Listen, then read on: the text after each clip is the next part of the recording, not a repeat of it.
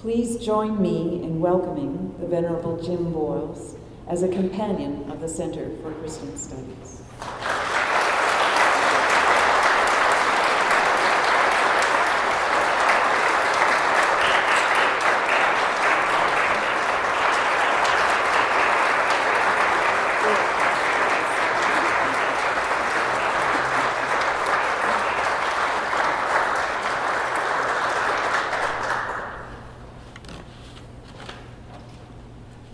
Today I feel very honored and very happy.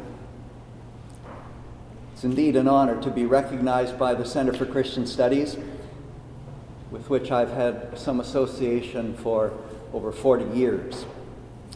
And although there have been some rough times, my most recent involvement as co-chair of the Central Council with first Tammy Allen and then with Carolyn Bouichenk have been very happy years. It's been a council that reflects the life of the center, its work.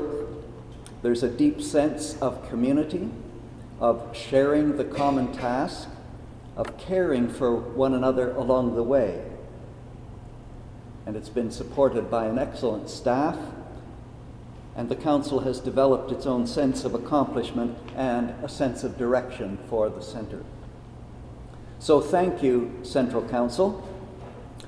Thank you, Mayland, for those words.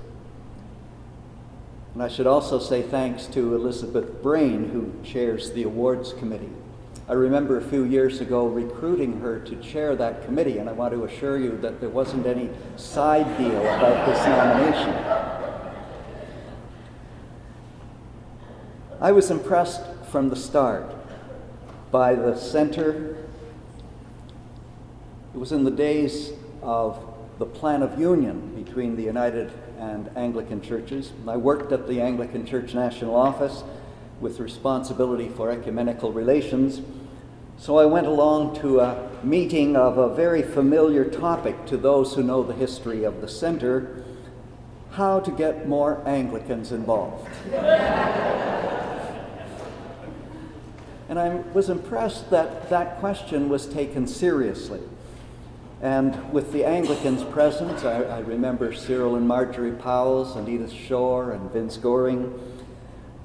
It was such a deep commitment to the center as an ecumenical project. Then I was invited by Marion Niven, the principal in the 70s, to come to a sharing circle, a learning circle, and spend the afternoon talking about Anglican polity. Marion was a quiet yet firm leader. She was a member of the same congregation that I attended. I got to know her well. And this learning circle had spent some time ahead in doing some preparation for the session, and I was told, don't come and deliver a lecture, we'll come and have a discussion. And we did. And they had prepared the right questions, the challenging questions, not just about the Anglican Church, but also about the Plan of Union. I was impressed by the learning style, the way in which the group, mainly United Church students, of course, interacted with one another and with me, and I decided that this organization was worth getting involved with. I was ordained as a deacon 48 years ago, and then 1 year later as a priest. In those years, both church and society have changed significantly. The other day I went to a retirement home and met Reg Stackhouse, who was the former principal of Wycliffe College in Toronto. He's 91 now. He was the minister of the parish that I grew up in, the far west end of Toronto. Now, I never thought of my mother as a revolutionary, but he told me that he remembered my mother and a couple of other women in the congregation deciding that they wouldn't wear hats to church anymore. He said that 3 of them stopped wearing hats, and the very next week there was hardly a hat to be seen in the church. Well, in 48 years, the church, and I would say the churches, have changed dramatically. In Canada, they've shrunk.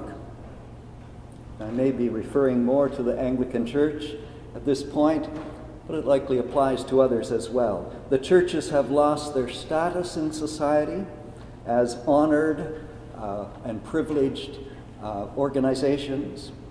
They've lost their ability to be a moral force. They've moved from being a partner with the government to being now a partner with Indigenous peoples.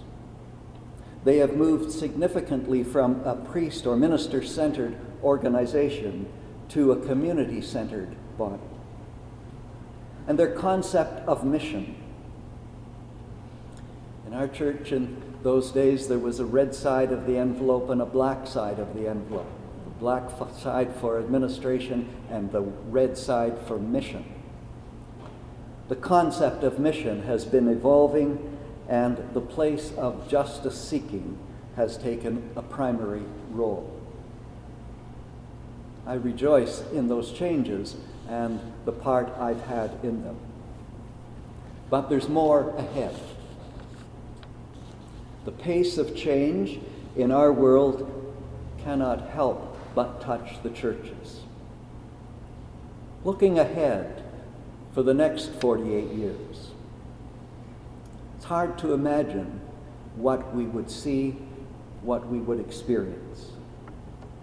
By 2064, our children, our grandchildren, our great-grandchildren, in my case, will be engaged in life as we are, seeking meaning, exploring faith, trying to hold on to purpose, holding on to goodness, trying to hold on to God.